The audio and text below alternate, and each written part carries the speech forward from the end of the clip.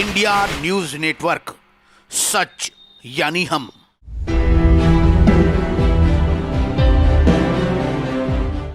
तमिलनाडु के कुन्नूर में 8 दिसंबर 2021 को बेहद गंभीर हादसे में देश ने चीफ ऑफ डिफेंस स्टाफ यानी कि CDS बिपिन रावत को खो दिया। तमिलनाडु में सेना का हेलीकॉप्टर क्रैश में बिपिन रावत और उनकी पत्नी समेत 13 लोगों की मौत हो गई। दोनों एक कार्यक्रम से लौटकर वापस दिल्ली और जाने वाले थे, लेकिन रास्ते में ही ऊटी के पास हेलीकॉप्टर क्रैश हो गया। आपको बता दें कि CDS बिपिन रावत एक ऐसे शख्स थे जिन्होंने अपनी आधी से ज्यादा जिंदगी भारतीय वायुसेना में बिता दी। वे अपनी बहादुरी के लिए हमेशा ही याद किए जाएंगे।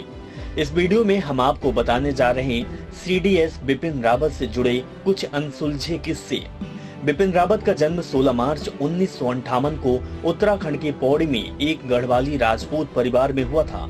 उन्होंने 2011 में चौधरी चरण सिंह यूनिवर्सिटी में मिलिट्री मीडिया स्टडीज में PhD की डिग्री हासिल की थी। CDS बिपिन रावत की अगुवाई में भारतीय सेना ने कई ऑपरेशन को भी अंजाम दिए थे। बिपिन रावत के पास अशांत इलाकों में लंबे समय तक काम करने का अनुभव था। उन्होंने देश की सीमा पर कई गंभीर मुद्दे सुलझाए थे। बिपिन रावत को आर्मी में ऊंचाई पर जंग लड़ने और काउंटर इमरजेंसी ऑपरेशन यानी कि जवाबी कार्रवाई के एक्सपर्ट के तौर पर जाना जाता था। ये दोनों ही स्किल्स उनकी USP थी और वो इस काम में पूरी तरह से माहिर थे।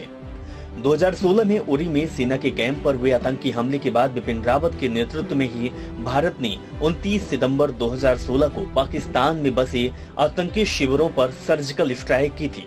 उनकी बहादुरी का अंदाजा आप इसी बात से लगा सकते हैं कि उन्होंने आर्मी सर्विस के दौरान LOC, चीन बॉर्डर और नॉर्थ ईस्ट में एक लंबा वक्त गुजारा था।